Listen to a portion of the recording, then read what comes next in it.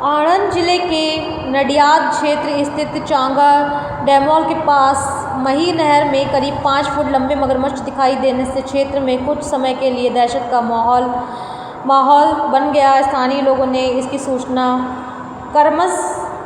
करमसद जीव दया फाउंडेशन और वन विभाग को दी। सूचना मिलते ही दोनों टीमों ने मौके पर पहुंचकर सुरक्षित रेस्क्यू अभियान चलाया और मगरमच्छ को पकड़ लिया।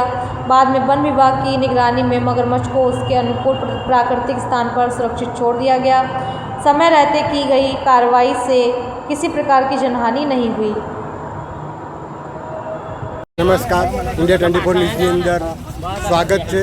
અત્યારે ડેમોલ અને ચાંગા રોડ ઉપર જે મહી કેનાલ નહેર છે એની અંદર મગર પકડવામાં આવ્યો છે। જે અત્યારે જે આપણે જે સેવાભાવી જે સંસ્થા છે એમની સાથે મુલાકાત કરીશું। નમસ્કાર, આપો પરિચય।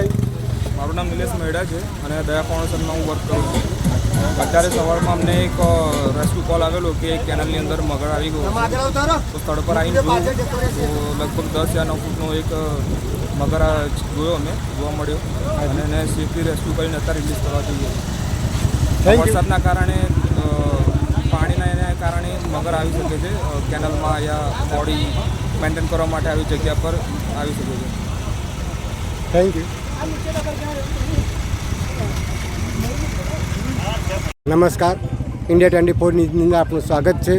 અત્યારે આપણે ડેમોલ અને ચાંગા વચ્ચે જે મહી કેનાલ જે છે એની અંદર એક મગર આવ્યો છે એવી જાણ થઈ અને અત્યારે આપણે આ જે મિત્રો છે એમની મુલાકાત કરીએ અને અમે પરિચય લઈએ અને શું છે એની જાણ કરી લઈએ।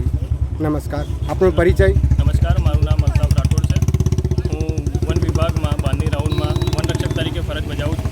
આજરોજ સવારે મહેરબાન પરિક્ષેત્ર વન અધિકારી પેટલાદની સૂચના મુજબ અમને જાણવા મળ્યું કે ડેમોલ ચાંગા કેનલમાં મગર આવી ગયો છે।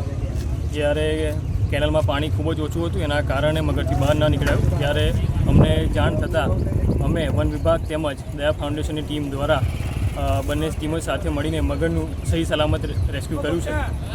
Thank you. ચાંગા કેનાલમાં મગર આવી ગયો તો જ્યાં નહીવત પાણી બિલકુલ હતું જ નહીં। પછી સ્થાનિકો દ્વારા વન વિભાગમાં જાણ કરવાની, વન વિભાગ દ્વારા દયા ફાઉન્ડેશનમાં જાણકારી મળતા અમે બંને ટીમો વન વિભાગ અને દયા ફાઉન્ડેશન બંને ટીમો સ્થળ પર પહોંચી કેનાલમાંથી લગભગ 9 ફૂટના મગરનું રેસ્ક્યુ કરી અને એને સુરક્ષિત તળાવમાં છોડવાની હાથવિધિ હાથ કરવામાં આવશે।